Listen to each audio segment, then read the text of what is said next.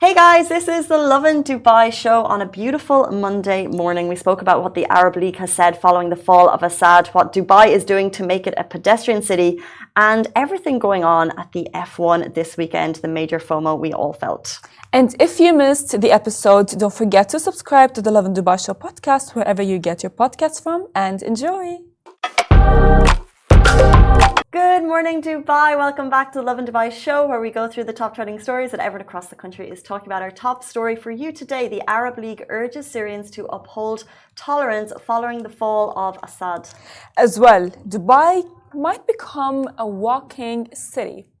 Also, why Brad Pitt was on the Abu Dhabi Grand Prix podium last night, and the major F1 FOMO you may have experienced because of all of the celebs down there. It was wild. Of course, and as well, if you are planning to rent a house in 2025 and are expecting the prices to go down, you might want to stay tuned for this because rent prices are going up high. I'm not here for that at all. What we are here for is the cooling temperatures, because today you could expect highs of 30 degrees Celsius and humidity at an average 53%. It's nice and cozy, hence we've got our cozies on. Oh yeah, we are. Everyone in the office, by the way, is like in their sweaters. We are for the vibes, and it's very exciting. It's so funny. Like, as soon as the temperature drops, it doesn't even matter if it's that cold. Like, in comparison to other countries, this is a summer's day in Ireland, by the way. But we're like, we're like, oh my god, it's really cold. It's really cold. Any excuse to just like wear our cozy sweaters and outfits and fits. I mean, have you seen the TikToks of like, oh, the moment it touches down a bit below 20 degrees in Dubai, everyone's like, oh yeah, you know, I'm gonna get my sweaters. Get the winter wardrobe out. Literally. Speaking of cold, someone's got a cold heart. And actually, we're gonna jump into the story, but like, first of all, to this groom who fell victim to this wedding fraud. Oh my God. Our heart goes out to you. He went into an online relationship for 3 years. 3 years. He was talking to this woman, allegedly a woman, for 3 years. He paid 70,000 rupees to her family for like a pre-wedding, which is about 3,000 dirham, I think, for like a pre-wedding thing. And then 150 Baratis, which I believe is the groom's side of the wedding, travel to Moga, a city in Punjab, for the wedding. And then there is no wedding. She's not there. She doesn't exist. See, that's why I tell everyone to not trust online relationships. Because if you don't see a person, fine, like I understand a lot of people will come at me like, oh my God, but how do you meet people and all of these things? Yes, you can meet people, but if you haven't seen the person, how do you get married to them? But if they live, you know what? I actually understand the groom's side, because he lives in Dubai. He probably wanted to find, you know, when you're looking for that perfect match of like religion meets family standards, family approves, and she wasn't here. So therefore he started the long relationship, and he spoke to her dad. Well, her dad might be another scammer, you know, like they're probably, it's like two best friends. It's like they want to scam, I don't know, someone who lives in Dubai, because if you live in Dubai, apparently everyone thinks like, oh my God, you have a lot of money, right? And they're like, oh yeah. And then that poor guy fell victim for that scam. And that's why I don't trust any online. You know, there are these bot farms. Like literally you said it could have been a guy and his friend, it might have been, but they have, I read this report of like hundreds of people who are held against their will, literally starting these online relationships with people around the world. I read about a man who was 70 years old, fell in love with a woman in another country, paid for his house to go and live with him, sold his house in the UK, went to live with this woman. He arrived in the country, the house was gone, the money was gone, and she didn't exist. Meet the person. Meet the person. There was so sad. There was a show which was called 90 Day Fiancé. Oh yeah. And I remember I don't remember her name specifically, but she was dating a guy, and she went all the way in her car from her city in the United States to another city, which, by the way, like we know, like cities are very far away from each other in the United States. And she kept on like ringing him. She went to his door, she waited, and he just didn't open the door for her because like he was not even there. He didn't even exist. On the show? On the show. And I remember watching it like, why would you do that to yourself? Like, if he did not reply to you, if he did not call you, or if he did not even pick up, then why would you go all the way to another city to see him? But yeah, these things do happen because like actually online, like we don't even trust products online. So why would we trust someone that we met online? Look, our heart goes out to this man because no one deserves that. He would have been so excited for his wedding, his new wife, and to those scammers, you're getting peskier and you're getting smarter, but you're ruining people's lives. Monday morning, we have a lot of big stories to get through. Thank you so much to everyone tuning in on Facebook, YouTube, Twitter, TikTok. We also go live in podcast format. So if you would like to hear the show later, maybe on your drive home from work, that's where you'll find it. Let's jump into our top stories. The Arab League urges Syrians to uphold tolerance following the fall of Assad. The Arab League has stressed that the current critical phase requires all Syrians to embrace the values of tolerance and dialogue, safeguard the rights of all components of Syrian society, and prioritize national interests above all else. This follows opposition forces declaring Syria liberated from the rule of President Bashar al-Assad. The former president in question has reportedly fled Damascus with no information yet as to which country will receive him. Now, in a statement issued on Sunday, the League reaffirmed that persevering Syria's territorial integrity and sovereignty, as well as rejecting all forms of foreign interference, remain central pillars of the Arab consensus on Syria. By the way, which must be upheld and defended. Now, the General Secretariat called on all regional and international powers committed to stability and support the Syrian people in navigating this challenging transitional phase, including by lifting any sanctions to enable Syrians to pursue border opportunities. The Arab League underlined its unwavering commitment to supporting Syria, a nation with a rich history and significant contributions to human civilization, in overcoming this current phase as peacefully as possible. Now, we have seen a lot of people celebrate the liberation from Bashar al-Assad, and as well there are a lot of videos of people celebrating in Dubai al-Mamzar, and as well in Sharjah with upholding the flag, the three-star flag, his downfall. However, as you said, we only wish them peace, and what's going to be next, we don't know yet. But I just hope for a peaceful nation. So true. I just feel like governments come and go, but as people, the population, sometimes I just feel like you're pawns to what's going on. And as you said, it's an uncertain time, and we just hope for peace for the people. Let's bring things a little closer to home. A nice little announcement over the weekend. Well, speaking of how the weather is becoming better, Dubai is set to become a pedestrian-friendly city. So yes, Dubai will soon transform into a year-round pedestrian city. Now, as His Highness Sheikh Mohammed bin Rashid approved the Dubai Walk Master Plan, that will transform the city into a year-round pedestrian-friendly city with 3,300 kilometers of new walkways and 110 pedestrian bridges and underways. Wow. I know. 3,300 kilometers of new walkways and 110 more pedestrian bridges. I've seen these videos of people from their buildings. They're always taking photos. They share them with us on Lovin Dubai, and we don't always share them, of people crossing streets where there's no pedestrians. But this obviously is going to change that. I mean, to be honest with you, I would definitely... the other day I was telling my friend, what if Dubai would become a pedestrian city? And I woke up to this because I really would want to know. I really envy people who live in London, people who live in Europe and other countries, because like they walk to the mall, they walk to school, they walk to their work, and I'm like, I'm jealous of you.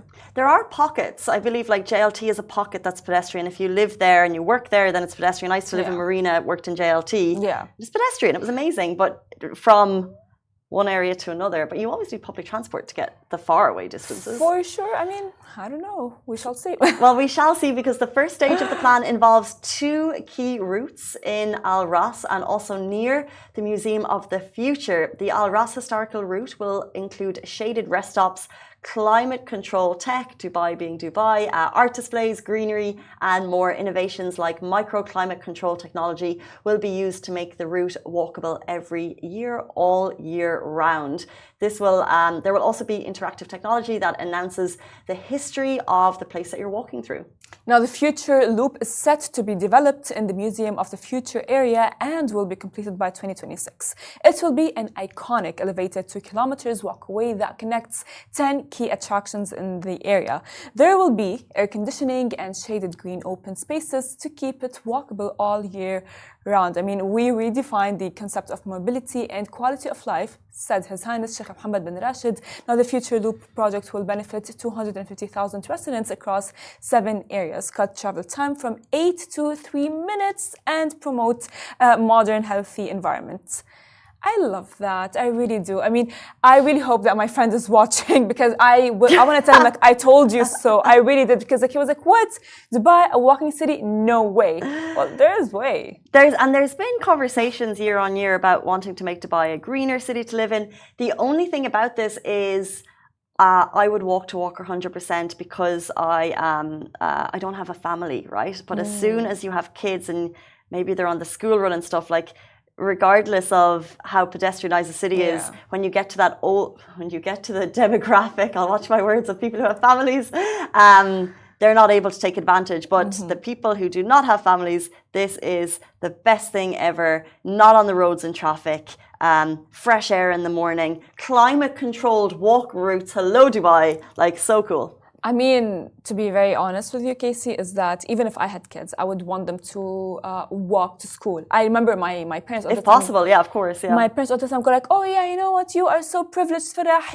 We used to walk to school, we used to do that. And I'm like, yeah, well, if Dubai was a walking city, then for sure I would have walked to school. But I don't know if that would be I don't know how will that be applicable, because like there are like highways and everything, and sometimes you will need to pass through the highways to get to work or get to wherever you want to get to. So I'm just like looking forward to that. 2026 is D-Day, which is not that far away. Something that happened last night that is also blowing our minds. Why Brad Pitt was on the Abu Dhabi Grand Prix Podium last night. So amidst all of the F1 madness that was going on this weekend, Hollywood legend Brad Pitt appeared on the F1 podium at the end of the race last night. But before we get to that, hats off to all of the people involved in the Abu Dhabi Grand Prix. It was just goosebumps from start to finish. Like, see the videos behind us. Like, every moment was iconic, putting the UAE on a map with a sterling weekend of motorsports and concerts that lure the world's elite. You know, we had Lewis Hamilton having his last race for Mercedes before he goes into Ferrari for 2025. It was the end of the race of the season, the big concerts that happened. It was just, oh my gosh, I had to unfollow people on social media because I was so... No way. Yes, because I was like looking at their stories the whole time, like people who had weekend passes. I was like, you're living your best life. Like, it's such a great weekend. Like, every single moment is a buzz, and the energy of Yas Island, you just can't beat it. Like, I've been lucky enough to be there, and it's so great. You went there? Like, previously, yeah. Because I used to. Oh my God. But I used to live in Abu Dhabi, and even if you didn't have tickets, you'd just go to the area, and you'd find ways you could hear the car, you'd see a slip of thing. Like, you could still. That's the beauty of the UAE, by the way. You'll always find a way. I mean, for sure, you know, like, it's a vibe. It's like a community. Like, even if you don't like racing and you don't like cars and that's not your vibe, but like, I don't know, like, rooting for your favorite, I don't know, race driver, like, to, I don't know, win or as he's racing, that's like a vibe itself. That's like a thing for itself, right? However, like, I loved the environment. And as well, our colleague, Saguna, met Alfie. Yes. Alfie from Emily in Paris. And I was like, oh my God, I'm so jealous of her, because, like, you know, she said apparently that he is exactly, like, his personality is exactly like how he is and during the show. Oh, like, Saguna, what? If you don't know the show, he is a confident, he is a confident man. He's a chef's kiss. He really is. Yeah, interesting. But like, it was littered with celebrities. I know. Tim Cook of Apple fame was walking on the pit lane. Terry Crews, Brad Pitt, obviously. Steve Harvey, Robbie Williams, by the way, on a yacht party singing Angels. There's Richard Branson and Supercar Blondie. There's Jason Statham and Tamer Hosni. Like, it was just people from around the world. It's chill. F1 at Abu Dhabi. It's like it's not only like it's not only for the UAE. It's everywhere. Everyone hears it. It's an international event. Yeah, that everyone's aware of, and everyone wants to come and see and witness and experience it. Even if you just want to meet your celebrities, your friends. But I think because of that show on Netflix, the Drive to Survive, Drive to Succeed, it came out like 2-3 years ago. F1 has become a much more popularized sport that, like, previously people who wouldn't have been fans of F1 now understand the racers. They know more about their personalities. And also the money behind it, by the way. You know, in this year, Mercedes could have gotten up to 130 something million, and overall the prize money is 1.2 to 1.3 billion. So, like, there's huge purpose. Money. There's huge purpose to all of the races as well. So it's kind of got a little bit of everything, I think. I mean, honestly, I would love to race. Like, you know, like you look at them racing and you go like, oh my God, that's so cool. I would love to race. I might have went racing this weekend. Oh, okay. I went karting and I won. I'm joking, I didn't win. Where did you go karting? Same thing. Karting, yeah, no, I actually went karting, but like, yeah, the first 5 seconds I had like an accident, but it's fine. Oh, okay. Do you think you'd like to see yourself on an F1 track? Yeah. That's what I'm trying to do here. I'm trying to manifest it. I'm trying to get it. So, like, I feel like you're talking to someone. What's going on? No, I mean, I'm like making note to manifest manifesting. On a oh yeah, track. You know what? Like, dear Lewis, please, if you want me, I'm a very good driver. I can race with you. I can just maybe a passenger princess, you know, and I'll just be like. Would you drive the F1 car if you had the opportunity? Yeah. Yeah. Yeah. Would you? Who would want to be a passenger princess? You know what I mean? I don't know. I'm actually a little. I'd actually be a little bit nervous about it because they're so fast and they're so expensive. I actually don't know if I'd like to actually drive one. Really? Yeah. Oh no. I mean, I tried like karting. Not the same thing. Go karting. It's not the same thing. No. But like. It's not the same thing. I tried that and I'm like a complete fail. No, I'm sure you were to fail. And then. It's like, fine, you know what? I'll just accept my role as a passenger princess and that would be it. Okay, well, let's accept our roles as people who love the stories of the UAE, even if we're not there in real life to experience them. There's absolutely no shade here, by the way. But if you do, like ourselves, love the stories of the UAE, get yourself subscribed to the Lovin Dubai newsletter. It had a major refresh recently, so if you don't want to be on social media following all of these stories, but you still want your daily dose of news directly to your inbox, you can subscribe now to the Lovin Dubai newsletter. Well, you will simply find the sign-up link. It's our link in bio on Instagram. Next up. Well, next up is rent prices because Dubai rents are set to increase in 2025. So Dubai's rental market is set to see moderate growth next year, with rents expected to rise by around 10%. Now, real estate experts attribute, 10. So if you are planning on moving, don't move. I'm not. Don't move. Don't move because real estate experts attribute the steady increase to strong demand driven by a continuous influx on new residents into the Emirates. Now, as Dubai's population continues to grow, reaching 3.814 million as of December 10, according to the Dubai Statistics Center, property rental prices are climbing up high. So keep your eye on high-end areas which are expected to see significant rent hikes due to limited new supply and strong demand, particularly from wealthy individuals moving to Dubai. You know that song? Habibi, come to Dubai. Well, they've all come with their money, meaning rents continue to rise. So meanwhile, outer localities are also bracing for notable increases as residents in the high-end areas now seek more affordable options away from the city's central districts. Now, some record-breaking rentals highlight the current trends in the market. As the Emirates real estate market evolves, both tenants and landlords will be closely watching these developments. Now, the thing is, this is why Dubai is striving to improve the traffic, right? Because people are moving to more affordable areas and therefore it's crazy traffic in those areas. I mean, throughout the weekend, when we would be driving towards more of the Dera, Garhoud, or even downtown, it's like a city itself. And my mom was saying, why don't they create like the area between Maidan and Dubai Mall and Dubai Design District can be a city itself.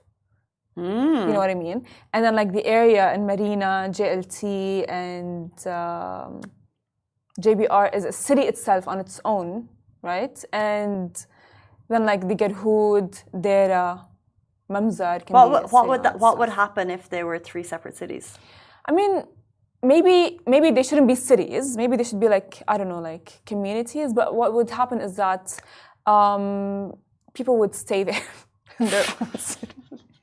People would stay there. Because like, you know, if everything that I want is provided in the area that I live in, that would be more convenient for me than to go all the way to where I want to go. Well, say it and it will happen, because we know that the city has been intent on making the 20-minute cities. So, and that would be wherever you are in the UAE or in Dubai, you'll have a place to pray for healthcare, school systems within a 20-minute environment. And that is something that they're working on. They are working on it, and I'm really excited for it because, you know, we just talked about how it is going to become a walking city, right? And that would be amazing to maybe, you wouldn't want to walk all the way from like Dubai Mall to Marina, right? But if there is like a mall that's like next to you, you would walk to the mall, right? And if it's a walking city, that would make it, they would all like come together and contribute together to make Dubai greater.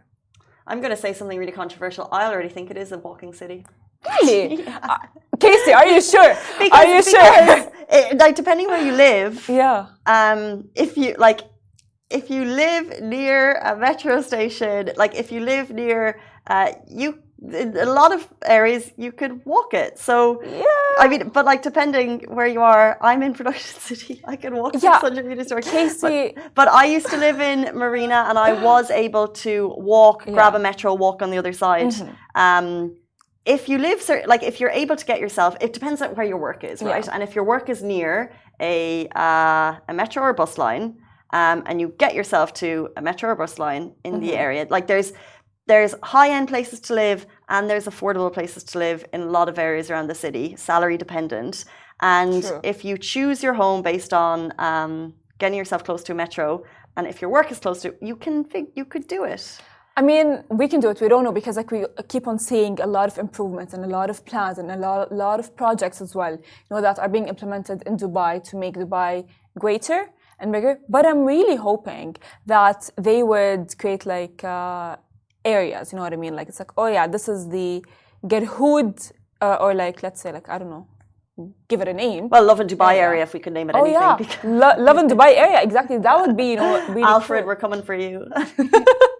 You know, it's like, oh, Lovin Dubai area. Why am I saying it? Yeah, Lovin Dubai area, where like, you know, you can go to this mall, and there is a school, and there is the job Augustus Media, and then there is all of these things around, right? And then people would not really want to get out unless there are like, you know, live in your bubble. Yeah, exactly. Live in your 20-minute bubble. Live in your bubble. We're getting there. We're getting there. We are. Okay, it's 8:53 on Monday morning, middle of December. You can see the Christmas tree behind me. Thank you, Millie, who set it up. Christmas vibes are kicking off. It's going to be a busy month until the end of the year. By the way, if you're looking for a place to spend your Christmas day or your New Year's Eve, we've got big lists live on Lovin Dubai. Check it out, because the best tables fill fast and they get pricey, so you want to get the good spots first. And as well, by the way, you guys, we have a surprise for you. So it's a Christmas surprise, right? And we're going to be maybe starting it tomorrow. So stay tuned for that for sure. We go live every single morning at 8:30 a.m. See you then. Thank you, Farah. Thank you, Casey. Have a beautiful day. Bye-bye.